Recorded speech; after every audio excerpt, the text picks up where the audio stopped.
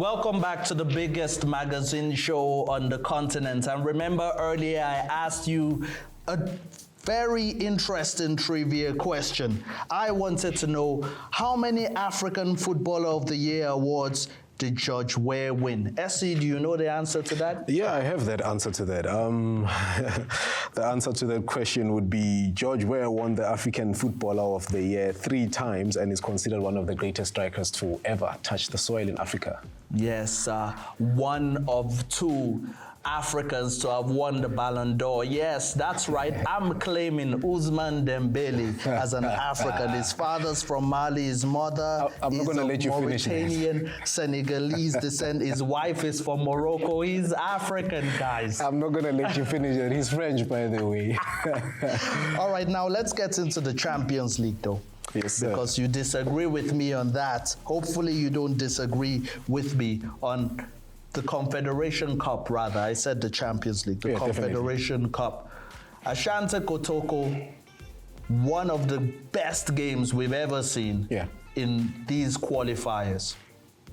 You don't disagree with that, right? No, I have to agree with you, Adelani. I mean, playing against Kwara United. This is Ghana versus Nigeria, by the way. It's a very interesting conversation for you, for one. but you have to give it to Asante Kotoko. I mean, this is a powerhouse, man. They're coming back and they're trying to come back with a huge message. They won the game 4-3 against Kwara United. And I notice you're always smiling when Nigeria is at the back of a nice hiding. Not entirely. It wasn't a bad hiding. 4-3, 7-goal thriller. They actually, very interesting. To be honest with you, they actually pushed this game because in the 85th minute they scored a 3rd goal, and I think the Asante Kotoko supporters were probably on the edge of their seats thinking, "What is going on here?" And it sets up the second match, the second leg, to be very interesting because now they're going to be playing at home, and I think Asante Kotoko is in trouble, to be honest with you, if you look at how this game fared out, because it was an evenly balanced game. You've got players such as Albert Amoa or for Asante Kotoko who scores the 1st goal. So for me, I look at that guy and I say, this is a guy that you need to look out for starting in the beginning of the game. I mean, 19th minute, he scores a goal. You literally are sitting on the edge of your seat when you're watching this match. Yes, speaking of sitting at the edge of your seat, did you watch the thriller in Kampala? That was the game between National Enterprise Corporation of Uganda and Nairobi United. That game ended 2-2. And Kaizer Chiefs, what's happening with them? Maybe Nabi is happening to them. But nonetheless, look, man, Kaizer Chiefs goes to Angola and they come back with a loss. It's very interesting that Kaizer Chiefs are finding themselves in this position after Nabi had just left. There were question marks around Nabi in terms of the synergy of the team, in terms of the team wanting him to continue with them, because the rumor is that players are not happy with him, but we're not on that conversation. The conversation is on the football aspect of it. What a beautiful game we saw, and I think Kaizer Chiefs could be proud of themselves that they went to Angola. They put their best foot forward. Maybe not literally their best foot forward, but mediocre or probably in the middle of it. And they did well, to be honest with you. It wasn't a tough game, to be honest. I think they're going to win the second leg.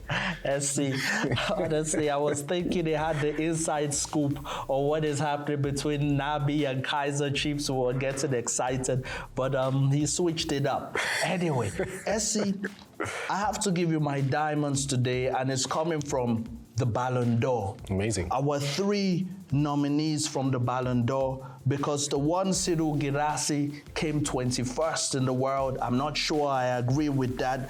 Hakimi and Mohamed Salah, they were number 4 and 6 respectively. So remember that question. I'm going to ask you if you agree with that. Noted. So coming in at number 3 this week is Cyril Girassi, who received the Golden Boot for being the top scorer of the Champions League in the 2024-2025 season. He scored 13 goals in the UEFA Champions League last season. At number 2 this week is Achraf Hakimi. The numbers speak for themselves. In the 2024-2025 campaign, Hakimi scored 11 goals and provided 15 assists across all competitions. He is a Ligue 1 champion, a Champions League winner. The Moroccan right back has been playing football from another planet. At number 1 this week is the Egyptian king Mohamed Salah, who was voted Premier League Player of the Year after inspiring Liverpool's march to the title. Salah earned the prize after scoring 29 league goals and producing 18 assists.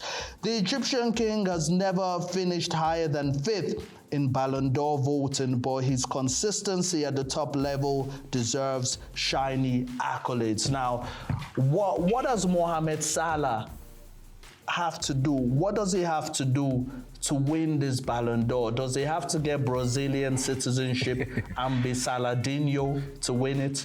Even if he can be, chances are he might not just win it. For me, I really don't look at the Ballon d'Or and say they're doing justice to Africa. Maybe Africa should do their own. I mean, you look at a guy like Hakimi.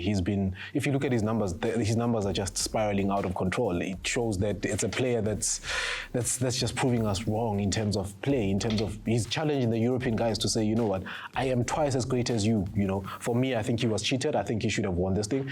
Another conversation to it. They've got Yamal in there. And when I look at that, I'm like, what has Yamal done for football? He's still a young boy, okay. You know. But look at Mo Salah. Look at Mo Salah's numbers. So the questions, the question I asked you earlier about Sidou Guirassy at number 21 and 4 and 6 for Mohamed Salah and Achraf Hakimi, respectively. Yes. Hakimi, for example, has done so much, you know, for PSG. You know, even if we're not talking about PSG. Does 6 justify his... It doesn't. It doesn't justify. Look at what he has done. He's missed only one tournament for Morocco, which is the Chen tournament. The rest of the tournaments that Morocco has been involved in, he's been involved in them as a captain as well. So you look at that alone, and that tells you that this is a player that has been cheated in terms of football, in terms of these individual awards. And they're quite controversial for me. You know, I look at them and I say, they're not for Africans. And again, you look at the person who wins it, he's from Europe, and in France. Yes. Dembele. Earlier in the year, we spoke about Carragher and him looking at the AFCON tournament and probably putting it to a mediocre conversation and say, what is AFCON, you know? Yes, I mean, Salah for me really should be up there, maybe number 2, because of what he achieved with Liverpool. He should have won it already by now, before we can even talk about Hakimi. What he's done. He should have won it already by now. Man, it's incredible. Earlier, I was speaking to Jess also about Nadozie, the goalkeeper. She came 4th. Now, do you think that that was good enough?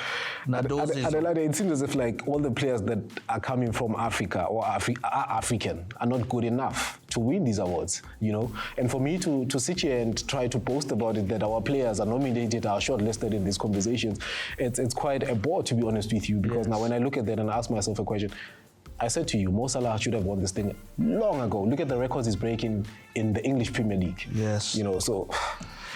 Oh, well, yeah. I mean, what do you think at home? Anyway, I have some great news. Thank you so much for that. But the 24th edition of the 2025 FIFA Under-20 World Cup kicks off tonight. And you know that Egypt, Morocco, Nigeria, and South Africa are going to be representing the continent. We're firmly behind them. And definitely on this show, we're going to be talking to you about that prestigious tournament that happens from today, the 27th of September, to the 19th of October. Well, hope you enjoyed the show. Till next time, from me, Adelani, Ninitanda Nonke Kakulu.